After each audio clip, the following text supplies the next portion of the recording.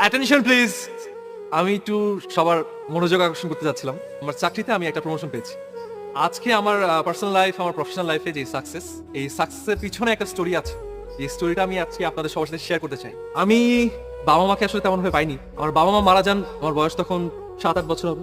যে মানুষটার ভালোবাসা পেয়েছি, না আসলে তাকে যে খুব কাছ থেকে পেয়েছি সেটাও না। সে আসলে টিউশনি নিয়ে খুব ব্যস্ত থাকতো। তার টিউশনি করে যে টাকা রোজগারটা হতো, সেই টাকাটা সে সব সময় আমার হাতে তুলে দিত।